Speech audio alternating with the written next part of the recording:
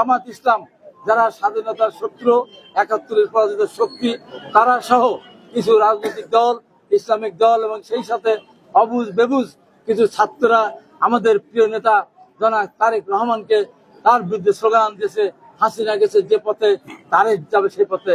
এটা কোনো কথা হতে পারে না। আমাদের নেতা শহীদ রাষ্ট্রপতি জিয়া রহমান ম্যাডাম জিয়াকে তারা কটাক্ষ করতে তারা ছাড়ছে না। তারেক রহমানকে যদি অসম্মান করে কথা বলা হয় তাহলে শহীদ রাষ্ট্রপতি জিয়া রহমানের ম্যাডাম খালেদা জিয়া বাদ যায় না। আমি কালকে দেখলাম, শেষ করি, আমি দেখলাম কালকে একজন জর্মানের পীর সাহেব উনি বলছেন এই দায়িত্ব তারেক রহমানকে নিতে হবে, এই দায়িত্ব বিএনপি। কেন?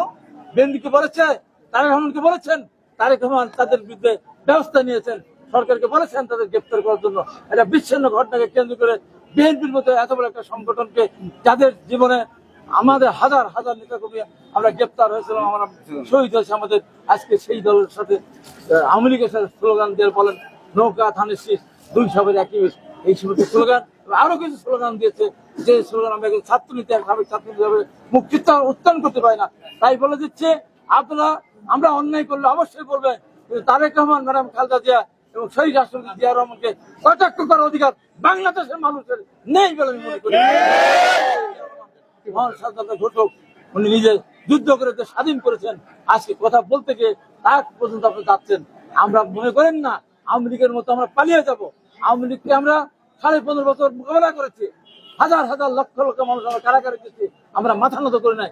আপনারা কি এমন হয়ে গেছেন, কি এমন হয়ে গেছেন আপনারা যে আপনারা আমাদেরকে ধমক দেন, আমাদের পার্টি অফিসে আপনি ককটেল বিস্ফোরণ করেন, আমাদের পার্টি অফিসে আপনি পুড়িয়ে দিতে চান। পরিষ্কার করে বলে দিচ্ছে, ভিডিও ফুটেজে সবই থাকবে। মনে করবেন না 2-10 হাজার মানুষ এক জায়গা হয়ে বিরাট একটা কিছু হয়েছেন। ওই রকম কর্মী সারা ঢাকা শহরে দেশ থেকে আপনারা যে জোগাড় করবেন, আমি মনে করে আমার পাবনা জেলা যদি আমরা একত্রিত হই, আপনাদের চেয়ে অনেক বেশি গুণ মানুষ আমাদের মিছিলে অংশগ্রহণ করবে। তাই শেষবারের মতো বলছে, বিএনপিকে নিয়ে খেলতে যাবেন না। আওয়ামী লীগ নিশ্চিত করতে গেছিল, আওয়ামী লীগ দেশ থেকে পালিয়ে যেতে বাধ্য হয়েছে। আপনারা যদি বিএনপিকে নিশ্চিত করতে চান, বাংলাদেশের রাজনীতিতে চিরদিনের জন্য আপনাদের রাজনৈতিক ভাবে বিদায় নিতে হবে। এই কথা